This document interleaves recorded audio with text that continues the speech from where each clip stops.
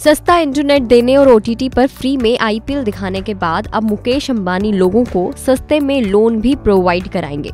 इस साल ही जुलाई में बनी जियो फाइनेंशियल के जरिए मुकेश अंबानी होम लोन और कार लोन के अलग अलग प्रोडक्ट्स का एक पूरा बंच लेकर आ रही है। चलिए डिटेल में अब इस खबर को जानते हैं।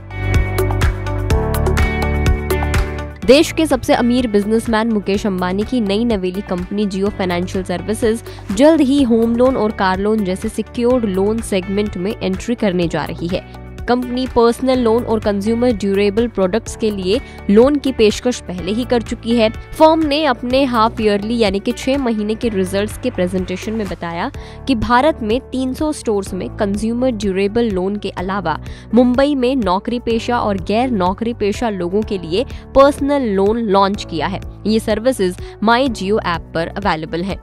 मुकेश अंबानी और रिलायंस इंडस्ट्रीज के इतिहास को देखें तो कंपनी हमेशा मार्केट में हलचल पैदा करने वाला प्रोडक्ट लाने पर भरोसा करती आई है। इसका सबसे अच्छा एग्जाम्पल है जियो टेलीकॉम को लॉन्च करना और रिलायंस रिटेल का एक्सपेंशन करना।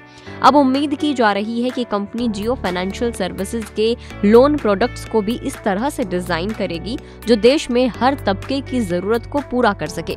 वैसे भी भारत की अर्थव्यवस्था के मुकाबले यहाँ फाइनेंशियल प्रोडक्ट्स तक सभी लोगों की पहुंच बहुत कम है, तो कंपनी लोन अगेंस्ट शेयर्स और छोटे बिजनेस, सोल प्रोप्राइटर और गैर नौकरी पेशा लोगों के लिए बिजनेस और मर्चेंट लोन ऑफर करने का भी प्लान कर रही है।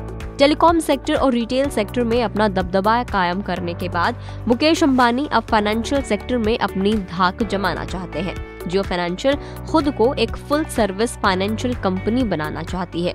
इसके साथ ही कंपनी अपने ग्राहकों की फाइनेंशियल जरूरतों को पूरा करने के लिए एक ऐप डेवलप करने पर भी काम कर रही है।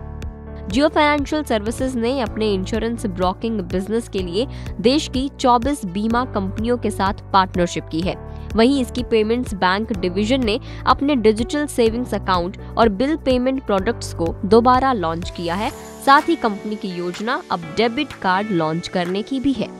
मुकेश अंबानी की कंपनी जियो फाइनेंशियल के अगर हम रिजल्ट्स की बात करें जो हाल ही में जारी हुए हैं, तो सोमवार को अपने Q2 के रिजल्ट्स कंपनी ने जारी किए।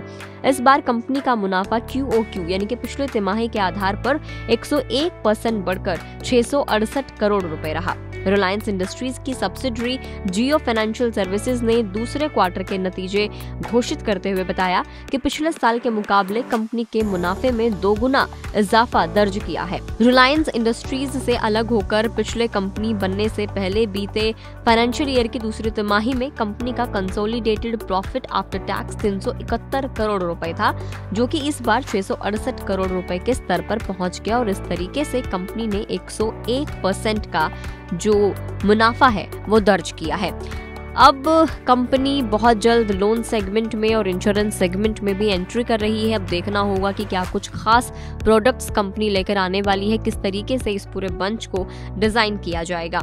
आपको क्या लगता है कमेंट करके जरूर बताएं। अगर आप इस वीडियो को फेसबुक पर देख रहे हैं तो फेसबुक पेज को लाइक करें, यूट्यूब पर देख रहे हैं तो गुड रिटर्न्स के यूट्यूब चैनल को सब्सक्राइब करना ना भूलें।